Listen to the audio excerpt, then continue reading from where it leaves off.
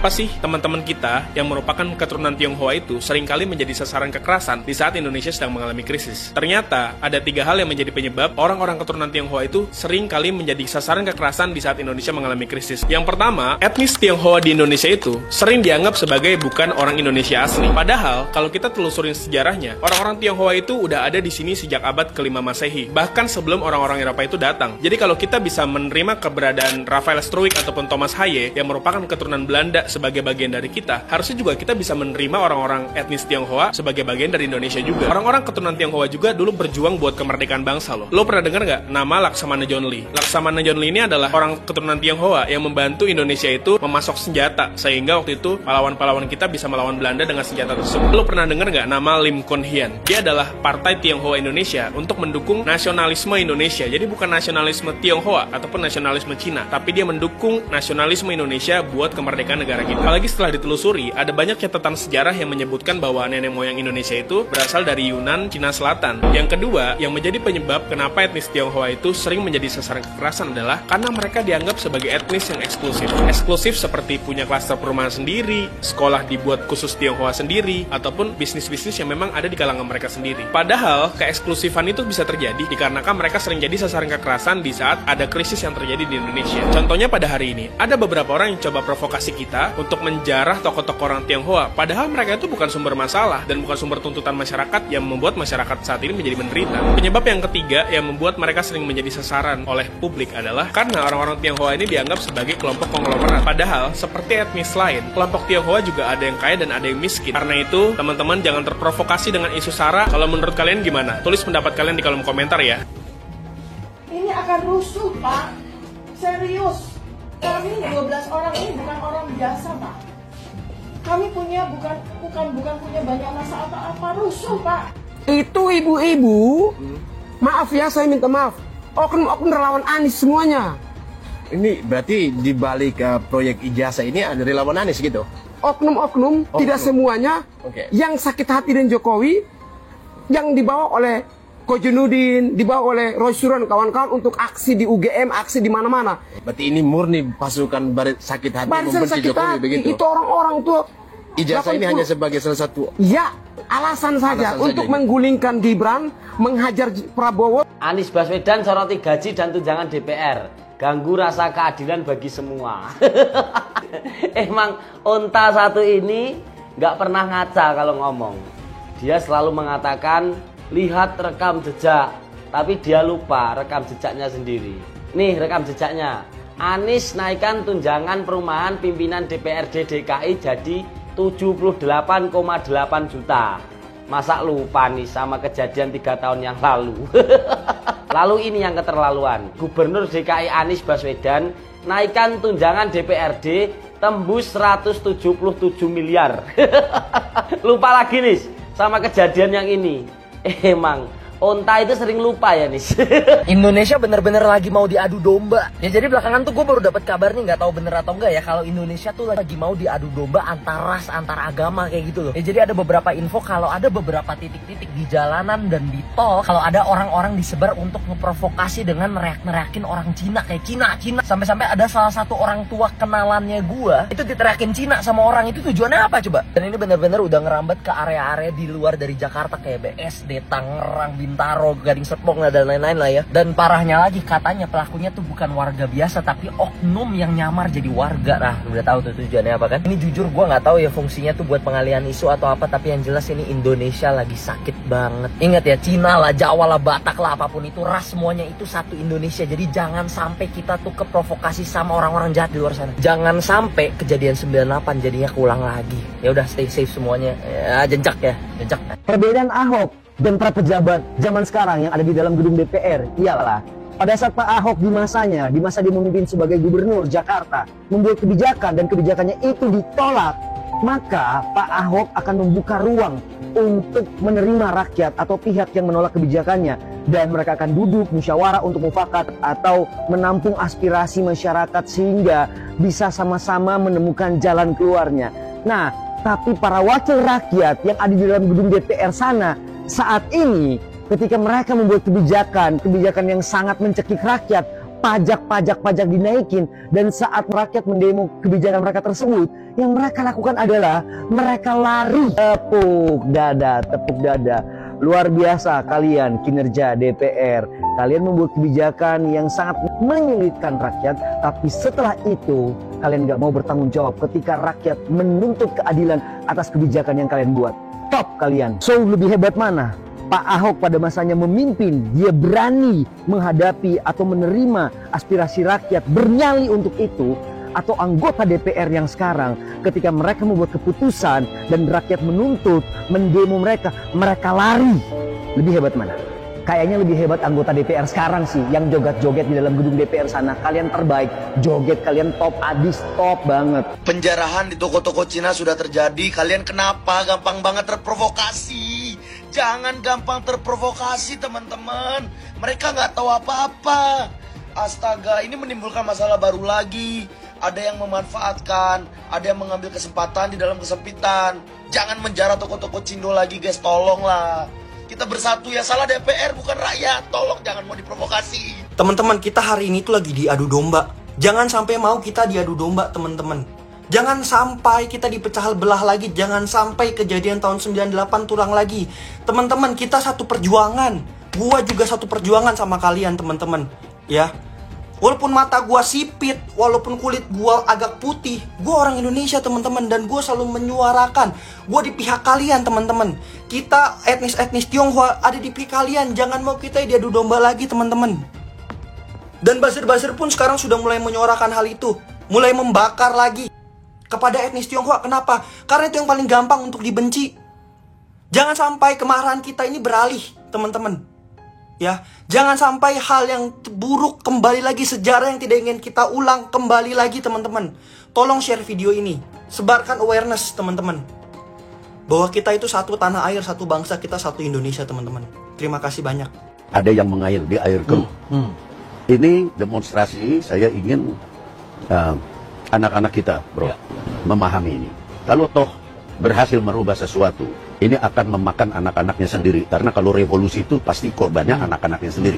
Dan yang akan nunggangin itu orang yang tidak ikut apa-apa. Ini namanya mengail di air keruh. Sekarang gini, waktu almarhum korban sudah meninggal, kalau yang datang polisi sama Brimob oke lah. Tapi ada orang yang datang, dia apa hubungannya ya? Politisi. Nah, jadi itu saya lihat udah mulai ada yang mau memancing di air keruh. Itu yang paling perlu lihat. Itu kan kita lihat di TV lu, kok saya lihatnya apa hubungannya ya orang ini? Kok datang? Lah, padahal yang mestinya datang minta maaf kan udah kayak polisi, presiden minta maaf, itu memang harus tuntutan penuh itu secara moral yes. Tapi kalau datang orang kecil lu apa hubungannya lu? Nah ini kan ada gejala memancing di air keruh, dan itu selalu terjadi di setiap revolusi. Sumpah ini semakin mengerikan ya. Jadi kekacauan yang terjadi di Indonesia ini kan pernah dibahas sama media di Rusia. Jadi ada laporan media yang bilang kalau Indonesia itu sekarang lagi mengalami yang namanya color revolution.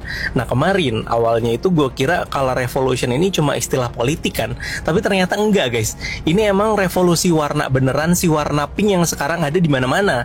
Yang bikin merinding itu si analis geopolitik yang bilang Indonesia sedang mengalami color revolution ini udah dari akhir Agustus kemarin nih bilangnya. Udah ada nih akhir Agustus kemarin ya, lewat laporan media Rusia yang namanya Sputnik. Nah di awal Septembernya ternyata beneran tiba-tiba media di Indonesia ini dibanjirin sama warna pink. Dan setelah gue baca-baca lagi ternyata revolusi warna ini udah sering terjadi di banyak negara. Masing-masing negara ini punya perwakilan warnanya masing-masing untuk sebuah gerakan. Dan tujuannya ini semua sama, yaitu menggantikan rezim atau pemimpin yang tidak bisa sejalan dengan Barat. Ya gue sih berharapnya pihak-pihak yang gembar-gembor warna pink ini at least tahulah maksudnya ini apa. Jangan sampai ternyata emang kita nih lagi digerakin secara tidak sadar sama pihak-pihak luar. Gantinya aneh! Gantinya aneh!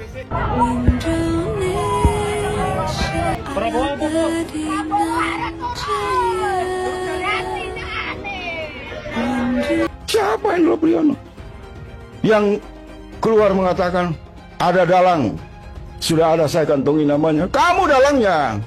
Kami harus ditangkap Indro Priyono. Kamu berhenti untuk menipu publik dengan manuver-manuver politik, dengan seolah-olah kamu satu jenderal senior, mantan intelijen yang hebat. Kamu nggak dihitung. Ada yang main gitu. Ya, itu dari sana, dari luar. Orang yang dari luar hanya menggerakkan kaki tangan yang ada di dalam. Isinya George Soros. Saya menghimbau semua masyarakat untuk tenang, untuk percaya dengan pemerintah yang saya pimpin. Pemerintah yang saya pimpin akan berbuat yang terbaik untuk rakyat kita. Semua keluhan-keluhan masyarakat akan kami catat dan akan kami tindak lanjuti. Saya juga menghimbau kepada seluruh bangsa Indonesia untuk selalu waspada agar unsur-unsur yang selalu ingin huru-hara, yang ingin kaos, saya sampaikan kepada seluruh rakyat bahwa hal tersebut tidak menguntungkan rakyat, tidak menguntungkan masyarakat, tidak menguntungkan bangsa kita. Bangsa kita sedang berbenah diri, bangsa kita sedang mengumpulkan semua tenaga, semua kekuatan, semua kekayaan untuk kita bangkit membangun negara yang kuat, negara yang sejahtera, negara yang berhasil mengatasi kemiskinan dan kelaparan. Kita akan menjadi bangsa yang maju.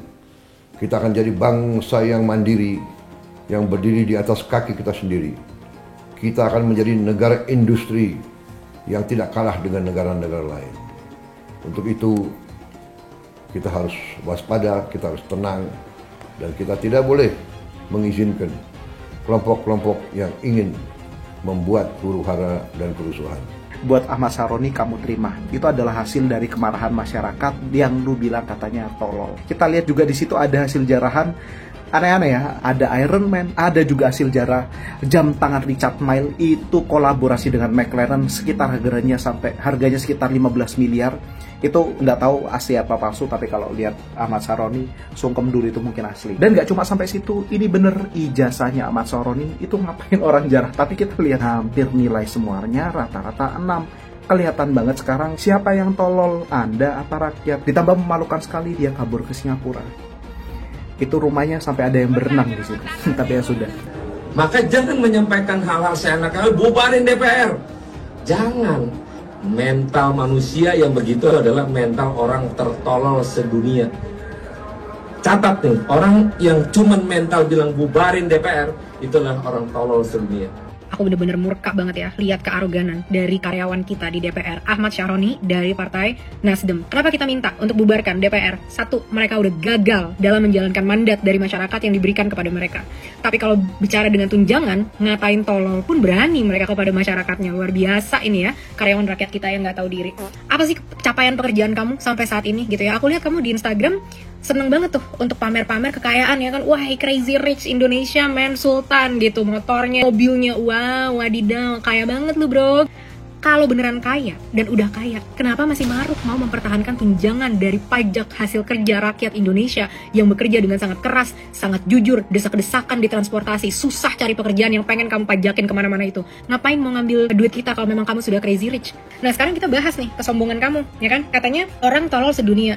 Tahu diri ya, kalau berani ngatain bos kamu, setidaknya jangan dimakan duitnya. Udah setiap hari dimakan duitnya, di-enjoy tanggungannya, bisa gila hormat petantang-petenteng, ngatain tolol lagi. Sorry ya, Anies terbaik.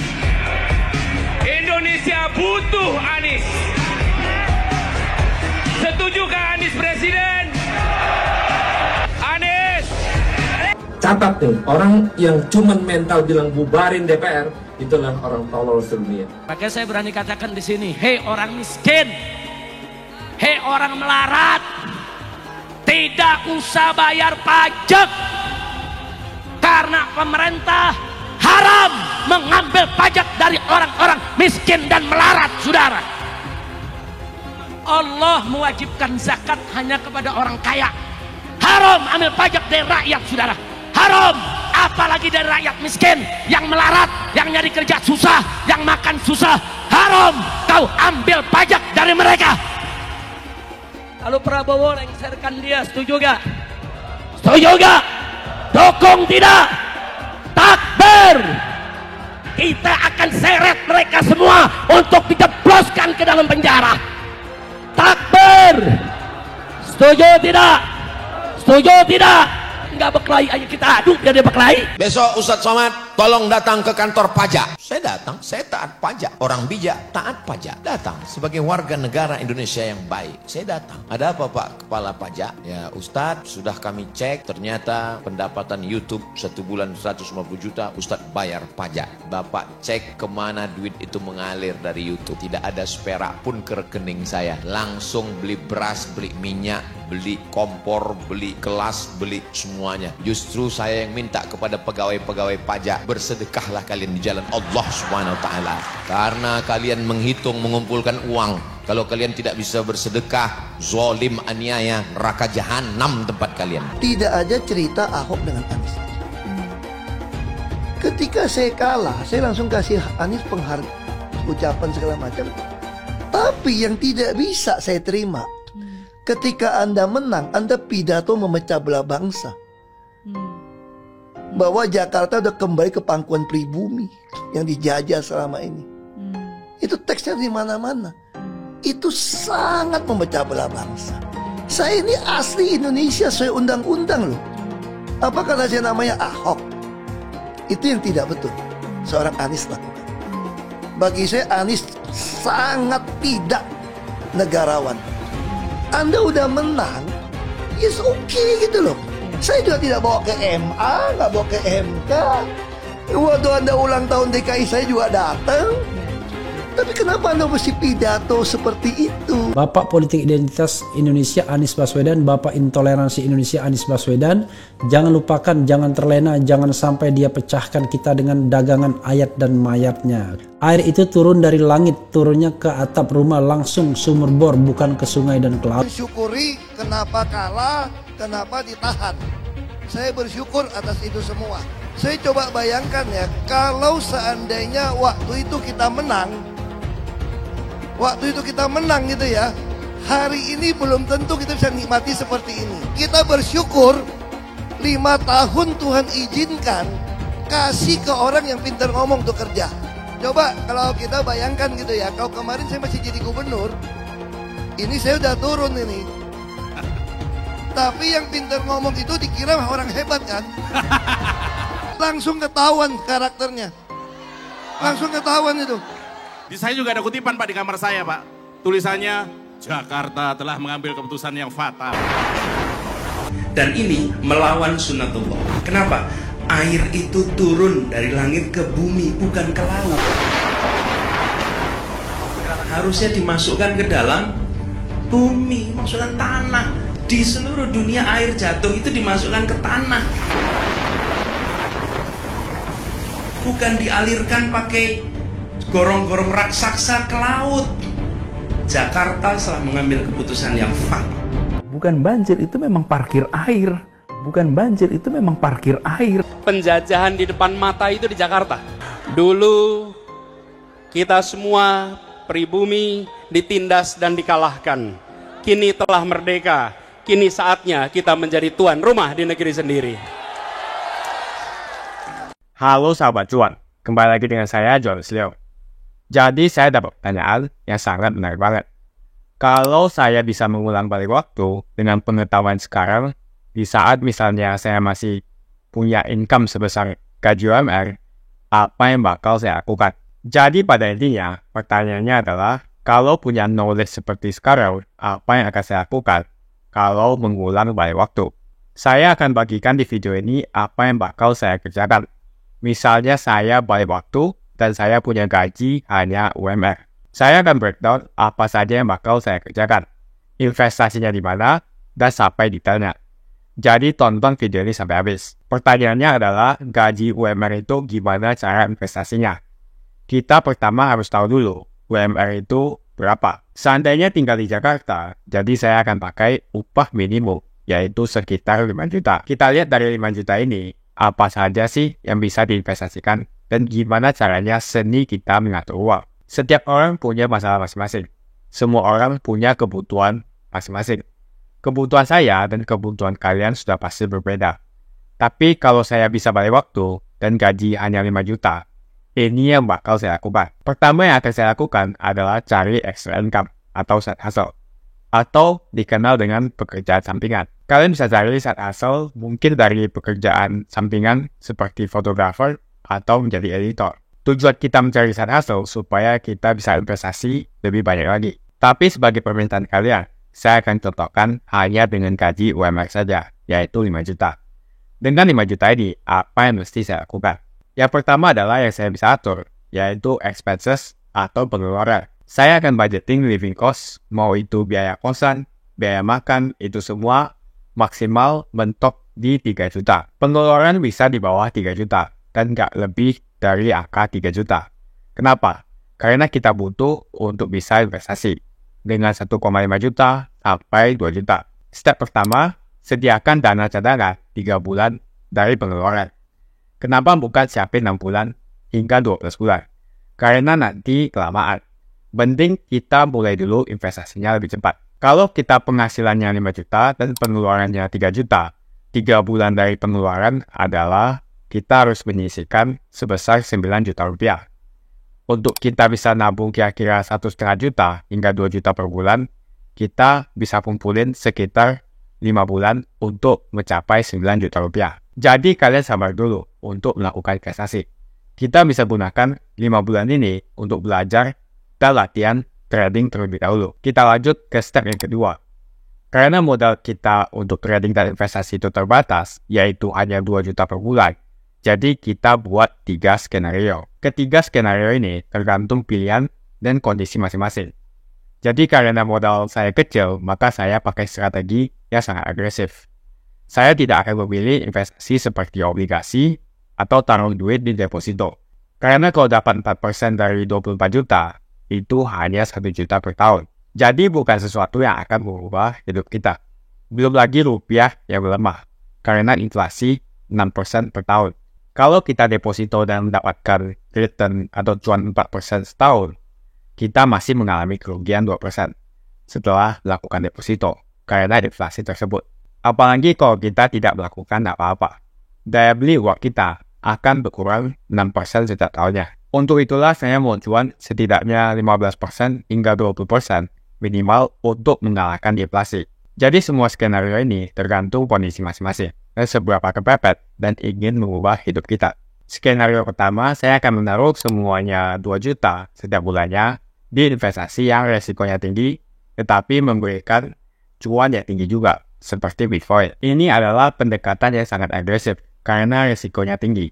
Tetapi kalau kita lakukan dengan benar, maka cuannya juga akan tinggi juga. Anggaplah cuannya setiap tahunnya adalah 30%.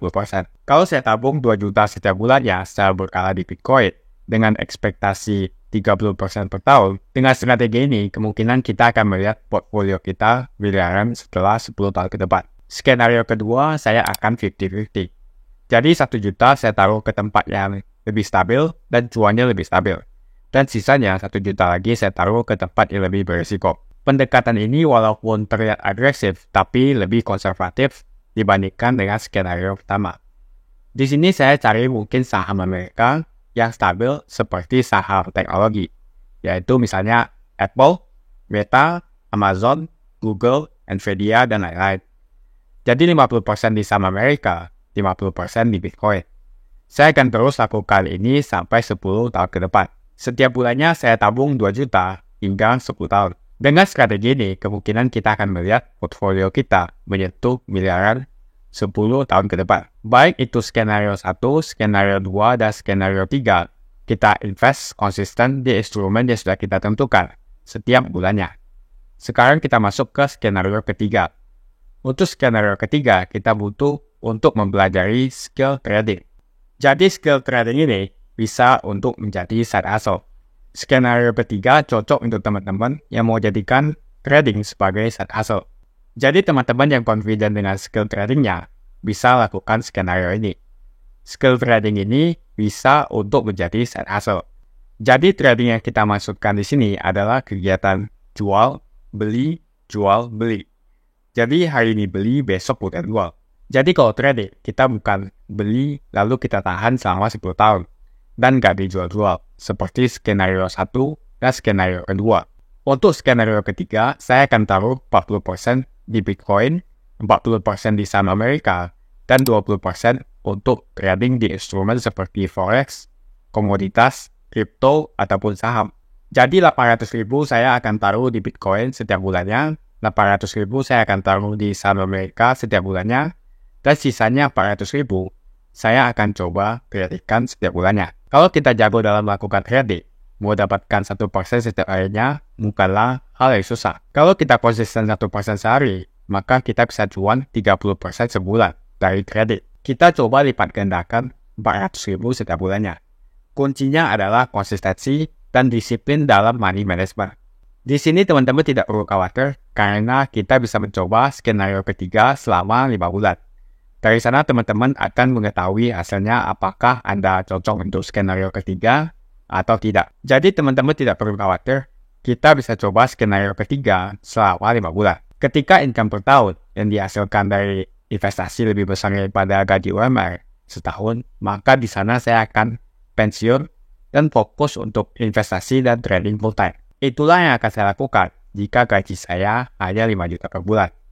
Buat kalian yang punya gaji UMR, kalau mau ikut strategi ini silahkan. Itulah yang akan saya lakukan kalau saya bisa putar balik waktu dan hidup dengan gaji 5 juta per bulan. Kalian bisa share video ini ke teman-teman kalian yang punya gaji UMR. Jika ada pertanyaan, teman-teman bisa hubungi WhatsApp yang ada di kolom deskripsi untuk bantuan daftar trading dan bimbingan trading. Terima kasih banyak sudah nonton video ini sampai habis. Seperti biasa, kalau kamu suka dengan video ini, ayo like dan subscribe. Dan saya akan jumpa teman-teman di video berikutnya.